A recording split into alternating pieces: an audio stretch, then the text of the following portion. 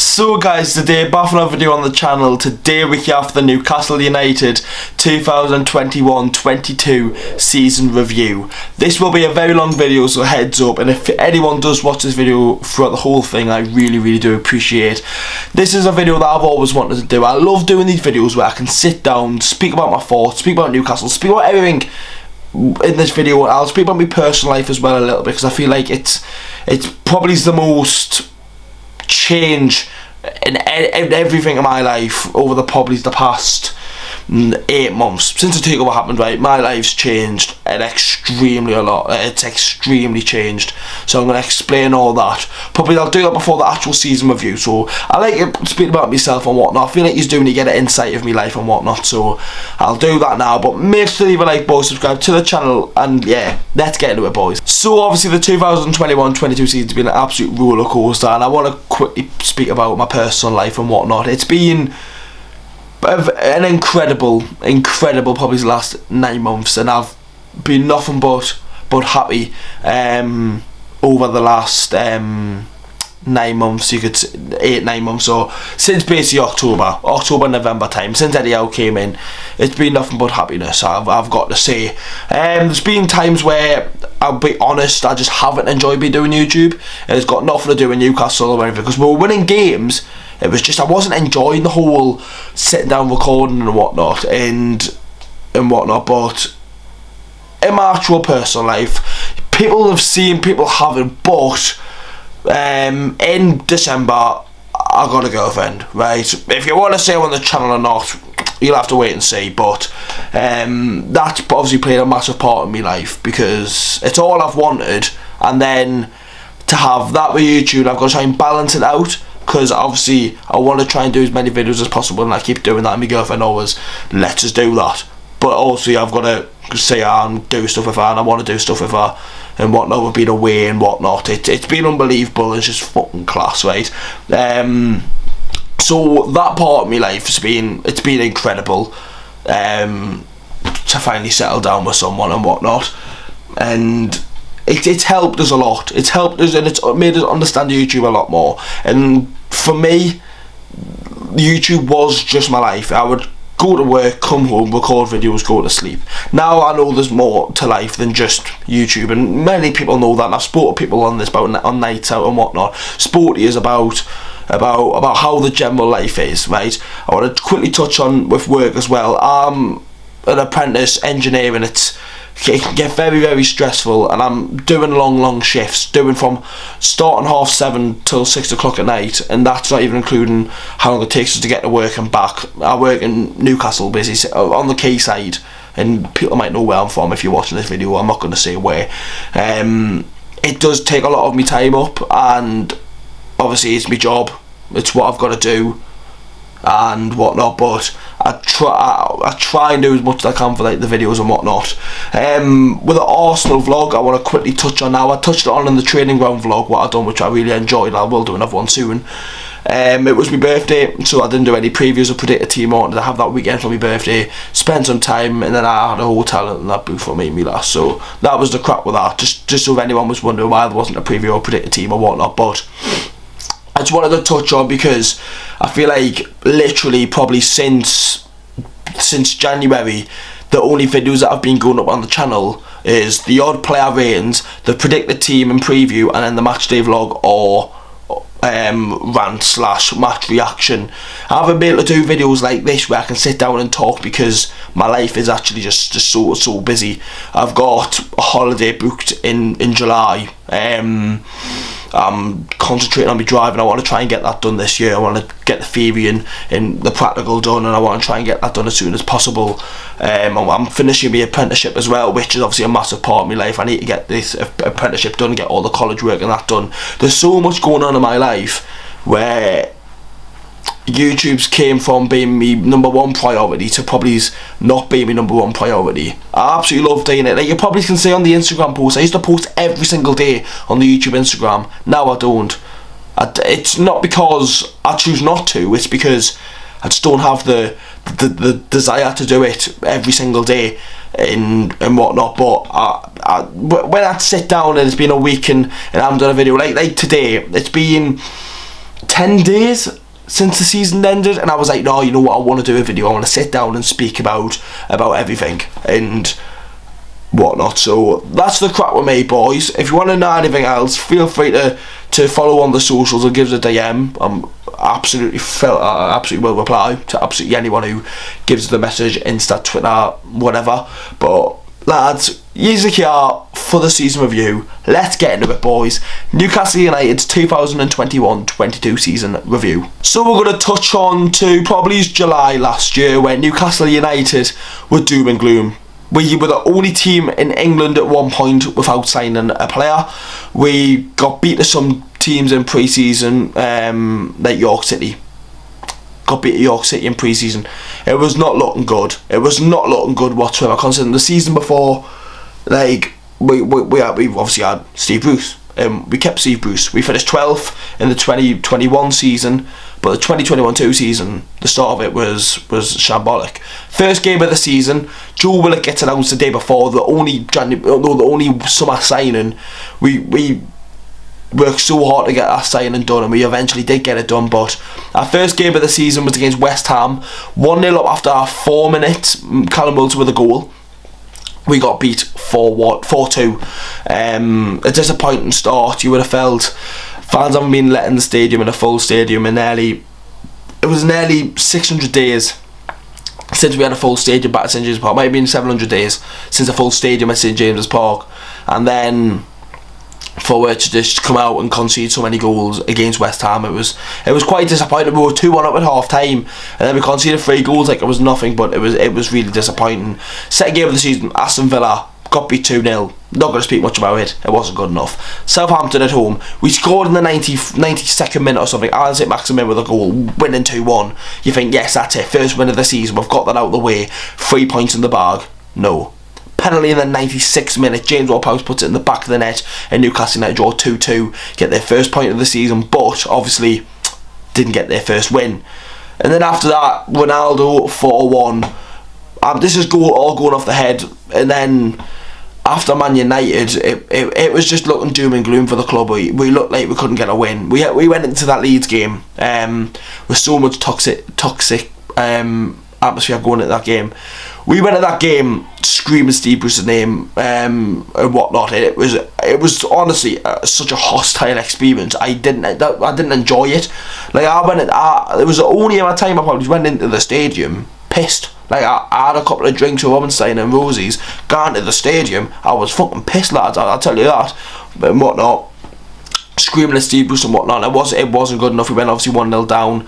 Everyone was going like that. They really were. And then Max scored, drew 1-1. But it's still not good enough. It really wasn't. We just didn't hit the ground running. It was so disappointing. And I'm not going to speak about every game, but the game before the takeover happened, Wolves away, I was so disappointed with the performance. A Jeff Hendrick goal, and Willock went off injured.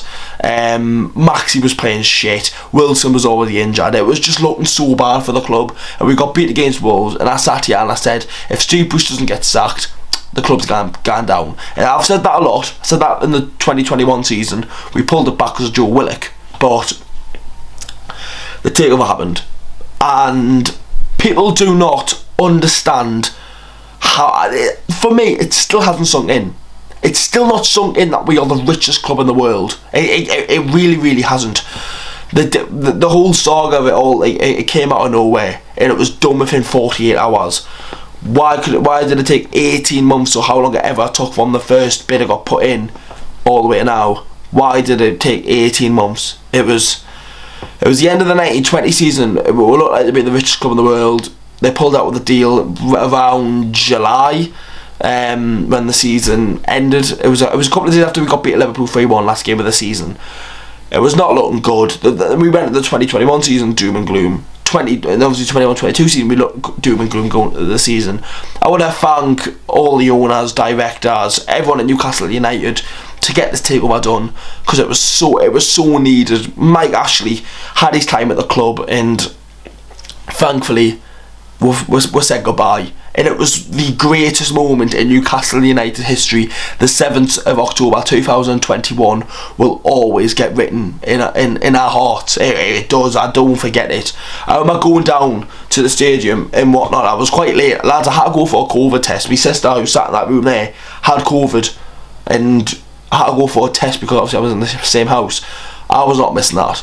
I went and had a belter time. I was getting 3 cans of Stella, couple of bottles and whatnot, and then I went in and got so many fans.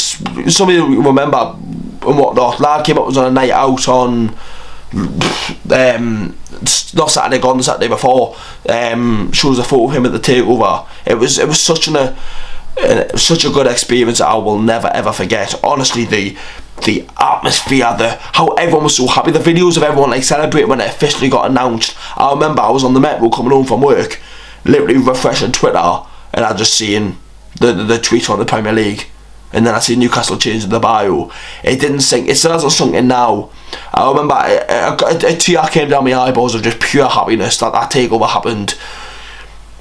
And obviously it happened, and we were taking over. We were the richest club in the world. It was an absolute madness to see us the richest club in the world, and just to see, we're not asking for Mbappe, Haaland, fucking everyone. We're not asking for that. We just want a bit of hope. We just want a bit of hope with this football club. It's all we've ever wanted. Everyone wants to win league titles and whatnot, but when we're playing season, week in, week out, game after game, and having no hope, literally to stay in the Prem, that's not Newcastle United. That's not Newcastle United. It's not. Shouldn't even been thought about that. But obviously, Mike Ashley, that was the way he ran the club. Wanted to keep us up, get that bit of money, get the Premier League money, and jog on. Get out of January, spend a little bit of coin, and try and keep us up. That was the goal. Amanda Stavey came in that first day and said Newcastle United want to win the Premier League. When did you ever hear Mike Ashley say that? He was constantly saying, I cannot compete with the teams like Man City and Chelsea. We weren't asking for that, Mike Ashley. We were asking for a bit of ambition and hope. We didn't get that under you. These new owners showed more in the first week than you did in 14 years. And that's a straight fact. Honestly, the whole excitement and whatnot going into the Spurs match. It was such a good weekend, boys. It was my best friend's birthday on the 15th. I was in Manchester for the Friday, Saturday. He drove back up to Newcastle on the Sunday, and I went to the match, and honestly it was such a good weekend. Callum Wilson put us up 1-0 against Spurs after 2 minutes. Honestly, the atmosphere before the game, the flares getting set off, it was such a good atmosphere, such a good moment to go into the stadium and just hear that roar, hear the Newcastle United that we've all wanted, the flags, the owners getting announced. It was so good. It was absolutely unbelievable. That Spurs game was so crucial to our season, being the first game of the takeover. We got beat 3-2. It was an unfortunate defeat, but we had to move on. And then we played them on the Sunday. It was the Wednesday, I think. Newcastle United tweeted around between 10 and 11 o'clock in the morning, Steve Bruce has been sacked. For me, and I think everyone will agree, I was the blow. You've got all the Newcastle YouTubers out there, right? They had their verdicts. I was the one that fucking hated Steve Bruce the most, right? I still can't stand him to this day. I honestly can't stand that. I hope we get West Brom in the Cup next season so we can fucking down the pitch and toy cabbages off him. Honestly, you've all seen the rants. You all see them on TikTok, on Facebook, on Twitter. You've all seen it on the YouTube channel itself. You've all seen the rants. I couldn't stand that bloke. I was in work with just sheer pure happiness that Steve Bruce got sacked. I was so relieved, and I was so happy to see him sacked. There was no way he was given a chance under the new owners. He wanted that chance. Absolutely no chance. He was not even getting a sniff of a chance. And would he have got the best out of some players? Absolutely not. We'll speak about some players in a second when it comes to it, to a game which comes in common with a player who changed our season. But he didn't deserve a chance and whatnot, so he got sacked. And we went into the Crystal Palace game away from home with Graham Jones as caretaker manager. He's never been a manager. We all knew that. We went to the game, we drew 1-1 with an overhead kick by Callum Wilson. Still looking for that first win, and everyone thought it was just never going to happen. Everyone thought it just didn't look like it was never going to happen, this first win. Our next game was Chelsea at home. 3-0 defeat, really disappointing. And we just kept losing games, and it was just, it was like, we've got this takeover, we've got these set of players, we need to bring a manager in. That man was Eddie Howe. We all seen him at the Brighton match. That was the last game of the Graham Jones era, the 3 games he had. We did drew 1-1 with a nice little goal by Isaac Hayden, but Eddie Howe was appointed, and not gonna lie, everyone, I questioned him at some sort. I didn't think he would get Newcastle United to 11 with 49 points and a very, very comfortable finish. No chance. With the signings we made or not, right? No one thought Eddie Howe was going to do that. How the fuck he's not got manager of the season is an absolute disgrace by the Premier League. And I don't care if it's voting or whatever by the fans. That is an absolute disgrace.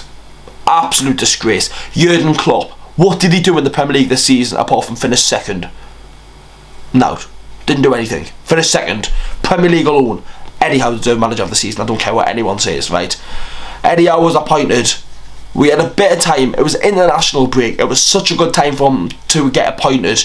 It was a Monday. We had literally 12 days to prepare for Brentford at home, and it was such a good moment to see Eddie Howe come in, a manager who spoke tactics, worked with the players, coming in early, making sure they trained every single day. The complete opposite of Steve Bruce and what we've seen.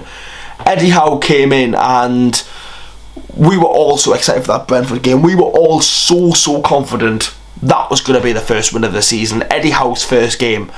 On the Friday evening, Eddie Howe gets COVID, and we are all shell-shocked that he's not at the match. He's not going to be there. He sat in his hotel, and he wasn't going to be at the match.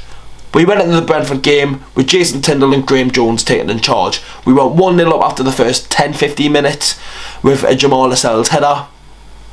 For a minute later, Ivan Toney scored to make it 1-1. Rico Henry scored for Brentford to make it 2-1, and then went into half. No, and then Joe Linton scored a banger, beautiful left foot smasher to draw 2-2.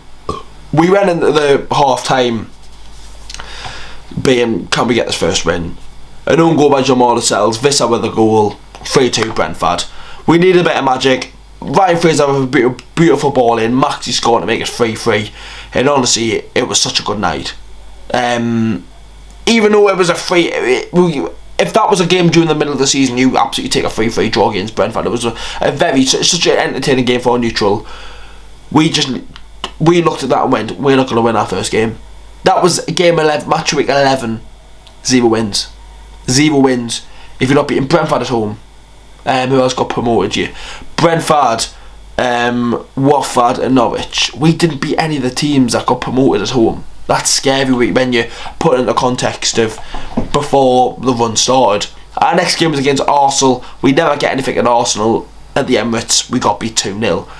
We had such an important game coming up. Norwich at home. Everyone's saying this is the game we win. We were 20th versus 19th. It was Eddie Howe's first match at home, being in the dugout, and Newcastle United go 1-0 up with a Callum Wilson penalty, and then Timo Pukki scored in the 78th minute, I think it was, and that was it. After that game, 14 matches, 0 wins. I'm thinking, we've got this takeover, but who's going to sign for this club? Who's going to sign for Newcastle in the situation we are? If we went into the new year with 0 wins, you look at some of the players in the starting 11, it was just disgraceful.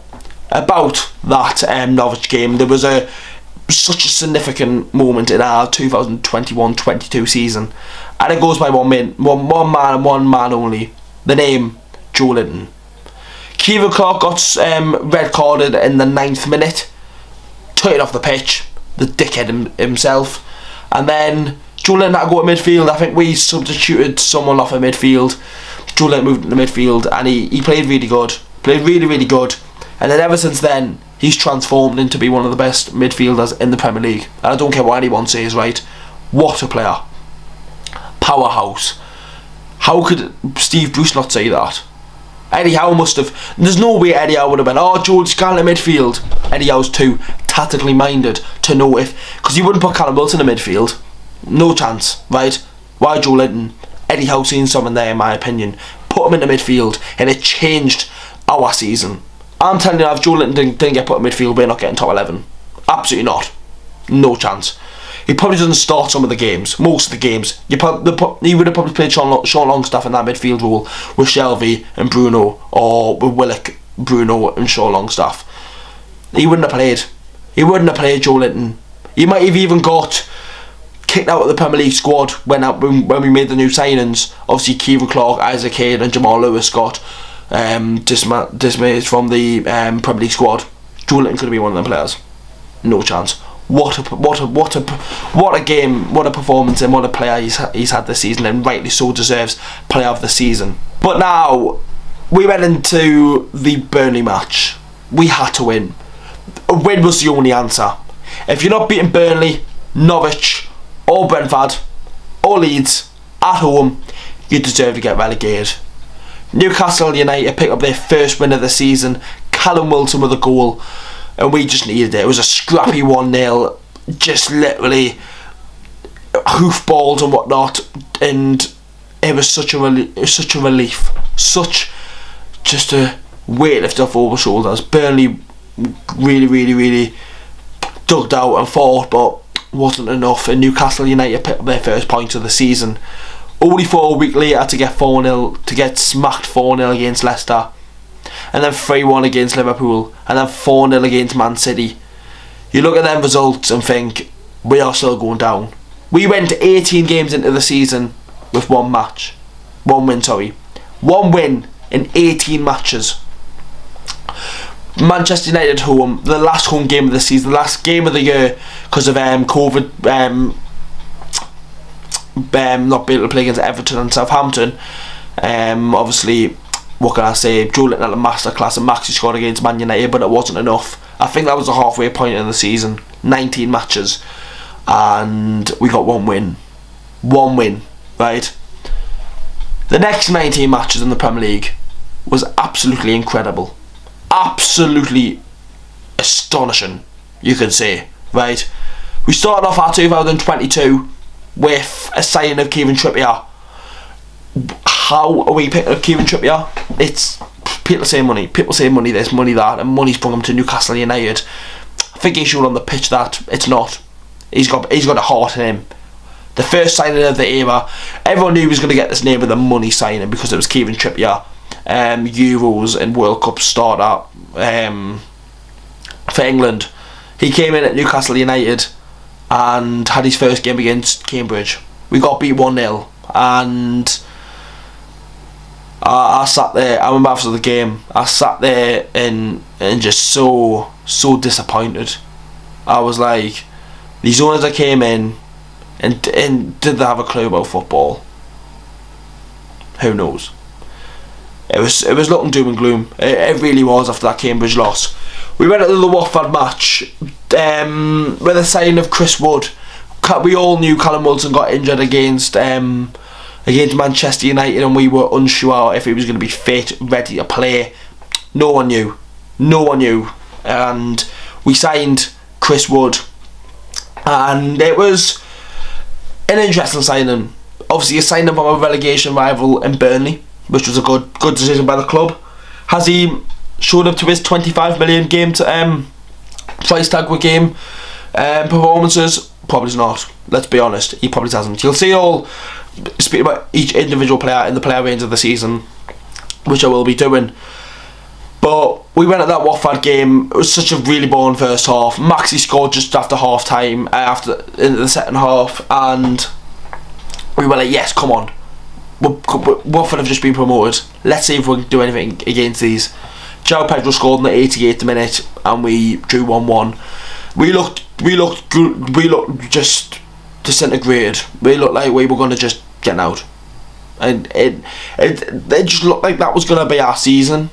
Get a goal, hope, and get a win 1-0, and then the War's going to score. When you pile the pressure on a team that is not defensively secure, and we needed signings to come in the door. Next match. This is such a turning point in Newcastle United season, and it's one of the most important 3 points probably Newcastle United have ever picked up in their club's history, and here is why. Leeds versus Newcastle. Newcastle United won 1-0 with a John Joe Shelvey free kick, right? That context alone, right? I'm telling you this now, if Newcastle didn't beat Leeds, we wouldn't sign Bruno Gomes. Straight up fact. That is the biggest fact I'll ever give you, right? Seeing it on Twitter and whatnot, that win showed the hope, showed the character, showed the Newcastle United and why these players should be signing for it. It was such a significant moment in the season, and one of the most important wins in the history of the football club. I am telling you that now. If Newcastle United did not beat Leeds, down, and not signing Bruno Guimaraes. Simple, right? As we speak about Bruno, right, we'll speak about him in a lot more depth later on. In January, 2 days before the transfer window ends, Bruno Guimaraes, £40 million, get announced as a new Brazilian midfielder to join Joe Linton. What a player, what a sensational player. We knew he was good, not this good. What a player. On the same day, we got linked with a move from our target. He came in on deadline day on loan. We have to wait and see what happens with him. Now it's been said, but I really hope we can pick him up on a permanent deal. He was so good for Newcastle United. And Dan Burn got announced later on the deadline day, who's been a significant signing for the club as well. We made them signings, back up. The club's not good, right? I think we might have been sitting 18th. We were sitting 18th in the Premier League. Everyone's questioning why these players are joining Newcastle. Money, no. Everton at home. This is such a big game as well for the season. A 3-1 win. A really important win. It really was. We went 1-0 down. A minute later, I make it 1-1. Half time 1-1. Alan Saint-Maximin in that game was absolutely unstoppable, and we need to see more of that Maxi next season. Ryan Fraser scored to make it 2-1, and we've all seen the free kick happen, and we all know what Kieran Trippier done in the World Cup. We're sitting there joking on around with all the lads in the stadium going, oh, we'll get World Cup, we'll get the World Cup vibes. I said that in the vlog. I remember going, World Cup vibes, right? Kieran Trippier sticks that ball in the back of the net, and it was one of the most happiest moments I've ever been in St James's Park. What a goal, what a moment to secure them 3 points for Newcastle United and to send us out the relegation zone for the first time since September. It was such an important win. What a win that was for Kieran Trippier, for Newcastle United, for everyone. What an important win. We got that win against Everton, and now it was Aston Villa at home. Newcastle United made it another win. It was 3 wins on the bounce. We were so high. Kieran Trippier with a free kick, but unfortunately, as we all know, he did get injured in that game. Whoever stamped on him, I think it might be Lucas Dean. Cunt. What a cunt. Trippier was out for the rest of the season pretty much. Played the last 2 games and whatnot, but it was disappointing and whatnot. But Emil Kraft came in and done a sensational job and deserves a lot more praise than what he probably deserved, probably has already got. I don't know about Krafu, what a bloke. He came in for Kieran Trippier and done extremely well. After Aston Villa, it was a West Ham. I'm going to quickly double check, boys. Don't want to say something and it's not that. I'm sure it was West Ham with that 1-1 draw, with Joe Willock's first goal for the club since signing on a permanent deal.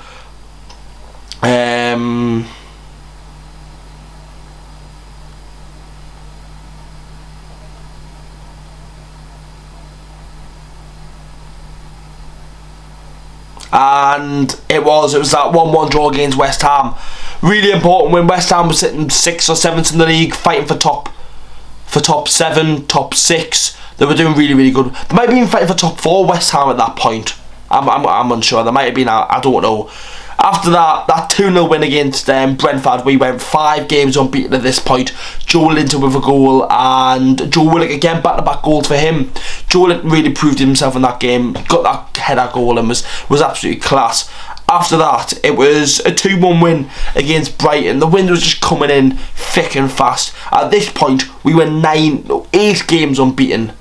8 games unbeaten after beating Brighton 2-1 at home. It was such a good match. I had a good night that night as well. I went out and celebrated that one a bit too much, you could say. And then we went into midweek game. A game got cancelled. Southampton away. Newcastle United made it 9 games unbeaten. And we all know what happened in that game. Bruno Guimaraes' backheel goal. Jeez, honestly, what a goal. What a moment that was.